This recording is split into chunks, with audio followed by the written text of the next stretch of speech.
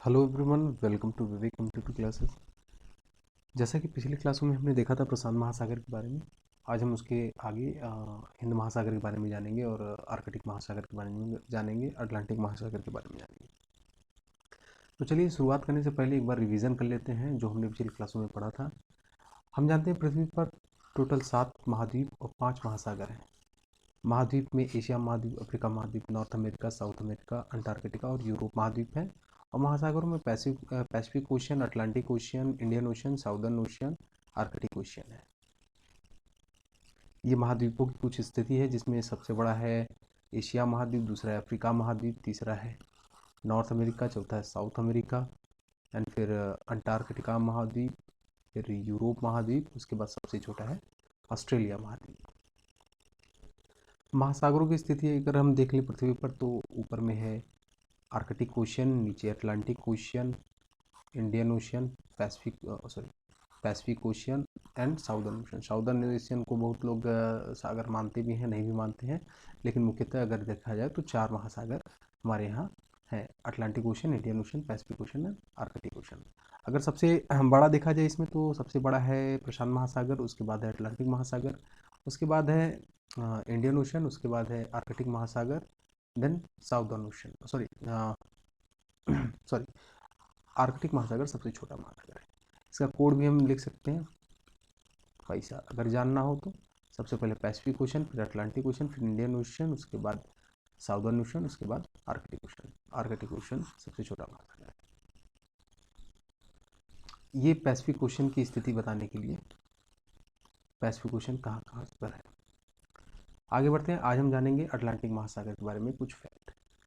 सबसे पहले जानते हैं कि अटलांटिक महासागर की स्थिति पृथ्वी पर क्या है। अटलांटिक महासागर के पूरब की ओर यूरोप महाद्वीप और अफ्रीका महाद्वीप है, जबकि पश्चिम की ओर नॉर्थ अमेरिका और साउथ अमेरिका है। यहीं से 0 डिग्री रेखा जाती है। 0 डिग्री के ऊपर जो अटलांटिक महासागर का भाग है उसे नॉर्थ अटलांटिक बोलते हैं, और जो नीचे का भाग है उसे साउथ अटलांटिक महासागर बोलते हैं। सबसे ज़्यादा अटलांटिक महासागर यहाँ पे सकरा है, ये साउथ अमेरिका और अफ्रीका के बीच में। और इसकी आकृति, अटलांटिक महासागर की आकृति इंग्लिश के एस शेप जैसे है। कहीं कहीं इसे वो 8 शेप में भी बोलते हैं, तो इसमें कोई गलती नहीं होगी, या तो 8 शेप भी कह सकते हैं और एस शेप भी कह सकते हैं, कोई समस्या उसमें नहीं होगी। ये कुछ उसके फैक्ट हैं अटलांटिक महासागर के, जो परीक्षा के दृष्टिकोण से बहुत ही महत्वपूर्ण है। अटलांटिक महासागर विश्व का दूसरा सबसे बड़ा महासागर है तथा इसे अंध महासागर के नाम से भी जाना जाता है। अंध महासागर के नाम से भी अटलांटिक महासागर को जाना जाता है, ये कि एग्जाम में पूछता है। इसकी आकृति एस अक्षर की जैसी है। अभी मैंने पहले ही चर्चा किया, इसकी आकृति जो है इंग्लिश के एस अक्षर जैसी है, और कई लोग इसको एट भी बोलते हैं। तो अगर 8 भी पूछे तो गलत नहीं होगा, और एस भी पूछे तो गलत नहीं होगा। यह पूर्वी सागर का छठा भाग है, सॉरी यह संपूर्ण संसार का छठा भाग है। इसका क्षेत्रफल 8,29,63,800 वर्ग किलोमीटर है। यह पूरे संसार का एक छठा हिस्सा कवर करता है। और इस महासागर की सबसे महत्वपूर्ण विशेषता मध्य अटलांटिक कटक है। मध्य अटलांटिक कटक ये हैं। कटक क्या होते हैं, जैसे कि समुद्र के पानी में कई सारे पहाड़ भी पाए जाते हैं जो कि उसके अंदर रह जाते हैं, वो कटक कहलाते हैं। और यही पहाड़ अगर थोड़ा सा ऊपर हो जाए तो ये द्वीप कहलाने लगते हैं। यह पानी से चारों ओर से घिरा होता है। अटलांटिक महासागर की रेखा बहुत कटी फटी है, इसके कारण इसकी तटरेखा की लंबाई प्रशांत महासागर एवं हिंद महासागर की कुल लंबाई से अधिक है। तटरेखा कटी फटी होने के कारण यहाँ बहुत अच्छे अच्छे बंदरगाह हैं। तटरेखा यहाँ पे अगर देखा जाए अटलांटिक महासागर की, तो यह सबसे ज़्यादा, मतलब हिंद महासागर में भी हिंद महासागर की तटरेखा भी इतना नहीं है, और प्रशांत महासागर की तटरेखा भी इतना नहीं है। और सबसे ज़्यादा कटा फटा होने के कारण यहाँ पे कई सारे बंदरगाह भी होते हैं। बंदरगाह होने के कारण यहाँ पे व्यापार के लिए यह बहुत ही अच्छा महासागर है। इसीलिए कहा जाता है कि अटलांटिक महासागर विश्व का सबसे व्यस्त महासागर है।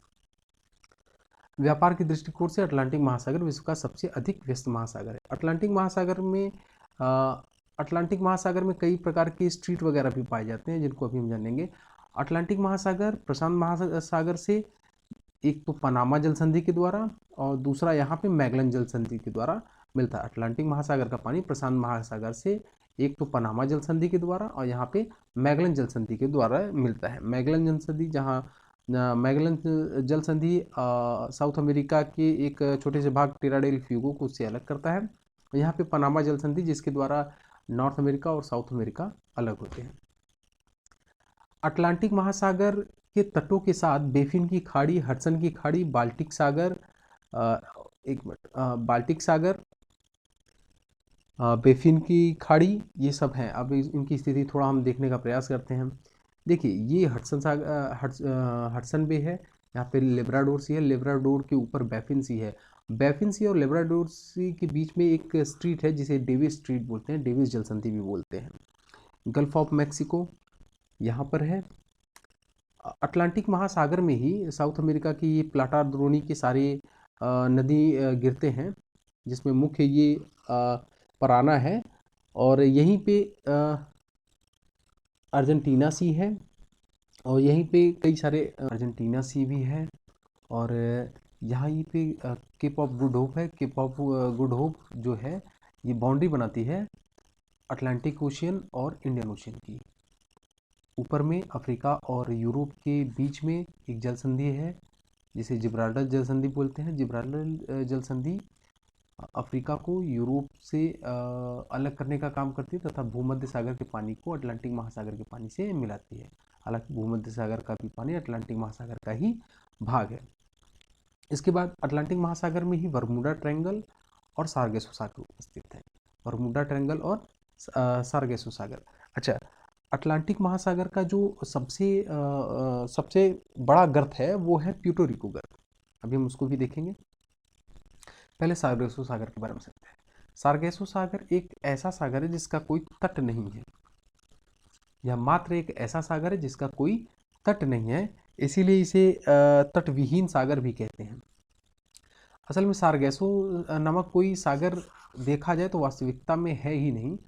ये एक ऐसा सागर है जो सारगेसम नामक घास से घिरा हुआ होता है, और हवाओं के बहने से, कई सारे जलधाराओं के मिलने से यह अपना स्थान एक जगह से दूसरे जगह तक बदलता रहता है। इसीलिए कहा जाता है कि सारगेसो सागर का कोई तट नहीं होता। जैसे देखिए ये सारगेसो सागर है, ये अपनी स्थिति कई सारे जलधाराओं के कारण, हवाओं के कारण बदलता रहता है, इसीलिए इसका कोई तट नहीं होता। और सारगेसो एक घास का नाम होता है जो कि इस सागर में पाई जाती है, जिसके कारण इसे सारगेसो सागर भी कहते हैं। अब बात करते हैं बरमूडा ट्रायंगल की। बरमूडा ट्रायंगल को लेकर बहुत सारी भ्रांतियां पहले थी कि यहाँ पे जो भी हवाई जहाज जाता है, जो भी पानी का जहाज जाता है, वो फिर कभी लौट कर नहीं आता, उसका कोई पता नहीं चलता, जिसके कारण यहाँ से कभी बहुत अच्छा व्यापार का मार्ग होने के कारण भी यहाँ से व्यापार नहीं हो पाता था। लेकिन आगे चल के धीरे धीरे इन पर ध्यान दिया गया और ऐसी कई भ्रांतियों को ख़त्म किया गया, जिससे पता चला कि क्लाइमेटोलॉजी या यहाँ पे कुछ ऐसा क्लाइमेट में परिवर्तन होने के कारण सारे जहाज गुम हो जाते थे और पता नहीं चलता था। तो देख लेते हैं बरमूडा ट्रायंगल की स्थिति क्या है। ये यहाँ पे फ्लोरिडा से प्यूर्टो रिको से बरमूडा तक में एक ट्रायंगल की आकृति का फैला हुआ है, इसीलिए इसको बरमूडा ट्रायंगल का नाम दिया गया है। प्यूर्टो रिको अटलांटिक महासागर का सबसे बड़ा गर्त है जो कि कैरेबियन सी के पास में है, ठीक है। अब हम देखते हैं हिंद महासागर के बारे में। अब हिंद महासागर की स्थिति के बारे में देखते हैं। हिंद महासागर के पश्चिम में अफ्रीका महाद्वीप और पूरब में कह लें तो ऑस्ट्रेलिया महाद्वीप और थोड़ा सा एशिया महाद्वीप भी उपस्थित है। इंडियन ओशियन ही एक ऐसा ओशियन है जिसे अर्ध महासागर कहा जाता है। इंडियन ओशियन ही एक ऐसा ओशियन है जिसे अर्ध महासागर कहा जाता है। अब कई सारे कंट्री जो इंडियन ओशन से मिलते हैं तो देख लेते हैं। जैसे African country Somalia, Kenya, Tanzania, Mozambique, south Africa, Madagascar, Sudan, Egypt, ये सारी जो अफ्रीकन कंट्री हैं ये किससे मिलते हैं? इंडियन ओशन से। और एशिया की कंट्री अगर देख लें तो यहाँ पे यमन, ओमान, ऊपर में सऊदी अरब, इराक, ईरान, पाकिस्तान, इंडिया का तो पूरा भाग ही प्लेटू जो है पेंसिलर प्लेटू सारा इसी से मिला हुआ है। यहाँ पे बांग्लादेश, म्यांमार, थाईलैंड, कई सारे ऐसे सागर हैं। कई सारे देश है जो इससे मिलते हैं, ऑस्ट्रेलिया। अब इसके बारे में हम थोड़ा सा जानने का प्रयास करेंगे। देखिए, हिंद महासागर एक अर्ध महासागर है। इसका कुल क्षेत्रफल 17,34,25,500 है वर्ग किलोमीटर है। इस महासागर का सबसे बड़ा द्वीप मेडागास्कर द्वीप है। जी हाँ, ये मेडागास्कर द्वीप सबसे बड़ा महाद्वीप। अभी इसी मेडागास्कर द्वीप के पूरब में ये मॉरिशस द्वीप है। इस महासागर के तटवर्ती सागर दो ही हैं, लाल सागर और फारस की खाड़ी। तटवर्ती सागर दो ही है, एक तो ये रेड सी, ये यहाँ पे फारस की खाड़ी, यही दो तटवर्ती सागर है। सागर तो वैसे अरेबियन सी और बंगाल की खाड़ी भी है, लेकिन ये इंडियन ओशियन के उत्तरी विस्तार माने जाते हैं।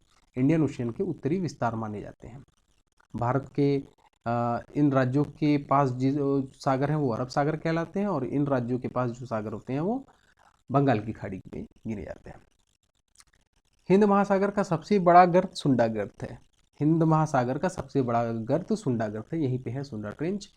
टोटल अगर देखा जाए तो 57 गर्त अभी तक खोजे गए हैं, जिसमें से 6 ही हिंद महासागर में है। 6 हिंद महासागर में है, 32 लगभग वहाँ पे है प्रशांत महासागर में, बाकी जो बच गया वो हो गया यहाँ पे अटलांटिक महासागर में। तो हिंद महासागर में कितने गर्त हैं? तो 6 गर्त हैं। यह स्वेज नहर के द्वारा अटलांटिक महासागर के पानी से मिलता है। स्वेज नहर, देखिए ये रेड सी है, ऊपर में ये है भूमध्य सागर। रेड सी और भूमध्य सागर के पास यहीं इजिप्ट में ही एक नहर है जिसका निर्माण कराया गया था, स्वेज नहर। अब स्वेज नहर से लाल सागर का पानी भूमध्य सागर में मिलता है। भूमध्य सागर भाग है अटलांटिक महासागर का और लाल सागर भाग है हिंद महासागर का, और यहीं पे केप ऑफ गुड होप के पास में अटलांटिक महासागर का पानी और हिंद महासागर का पानी आपस में मिलता है। ऐसे तो अगर देखें तो यहाँ पे मलक्का जल संधि के द्वारा पैसिफिक ओशन का पानी और हिंद महासागर का पानी आपस में मिलता है। किसके द्वारा? मलक्का स्ट्रीट के द्वारा, मलक्का जल संधि द्वारा प्रशांत महासागर का पानी और हिंद महासागर का पानी आपस में मिलता है। चलिए, आर्कटिक ओशन। आर्कटिक ओशन मात्र उत्तरी अटलांटिक महासागर का एक विस्तार मात्र है। आर्कटिक ओशन की बात कर रहे हैं हम। आर्कटिक ओशन जो है, जैसे अगर इसका विस्तार देखा जाए तो ये 3 महाद्वीप, एक तो एशिया महाद्वीप, एक नॉर्थ अमेरिका महाद्वीप और एक यूरोप महाद्वीप, 3 महाद्वीपों से घिरा हुआ है। कौन कौन सा? एक तो हो गया एशिया महाद्वीप, दूसरा यूरोप महाद्वीप और तीसरा उत्तरी अमेरिका महाद्वीप। 3 महाद्वीपों से घिरा हुआ है। आर्कटिक महासागर को अटलांटिक महासागर का उत्तरी विस्तार कहते हैं। ये देखिए अटलांटिक महासागर का इसलिए विस्तार कहते हैं क्योंकि इसमें बहुत ही कटे फटे जो द्वीप है, इनके द्वारा सारा पानी कहाँ मिलता है? आर्कटिक ओशन में मिलता है। और इसे छिपा हुआ महासागर भी कहते हैं। इसे छिपा हुआ महासागर भी कहा जाता है। इसका अधिकांश भाग जो होता है वो बर्फ की मोटी चादरों से ढका हुआ होता है। उसका कारण क्या रहता है कि पृथ्वी पर जब सूर्य दक्षिणायन होता है तो ऊपर में प्रकाश का एकदम से अभाव हो जाता है, यहाँ पे प्रकाश नहीं पहुँच पाता, जिसके कारण यहाँ पे बहुत सारी बर्फ पड़ जाती हैं। और उसके बाद जब सूर्य का उत्तरायण होता है, तो उत्तरायण में भी बहुत सारा प्रकाश यहाँ पे पहुँच नहीं पाता, जिसके कारण बहुत सारी बर्फ यथास्थिति में बनी रहती हैं, कुछ बर्फें पिघलती हैं, ज़्यादातर समय यह पूरा बर्फ से ढका रहता है। तो जब सूर्य दक्षिणायन होता है तो उस समय पूरा बर्फ जम जाता है लगभग में, और जब सूर्य उत्तरायण होता है तो कुछ भाग पे फिर भी बर्फ जमा ही रहता है। यह बेरिंग जल संधि के द्वारा प्रशांत महासागर से मिला हुआ है। यह बेरिंग जल संधि द्वारा किससे मिला हुआ है? प्रशांत महासागर से। इसके पहले भी प्रशांत महासागर का जब हम लोग पढ़ रहे थे तो हमको पता था कि बेरिंग स्ट्रीट किसके किसके बीच में है? तो बेरिंग सी और चुस्की सी के बीच में है। तो यह बेरिंग सी स्ट्रीट के द्वारा प्रशांत महासागर से मिला हुआ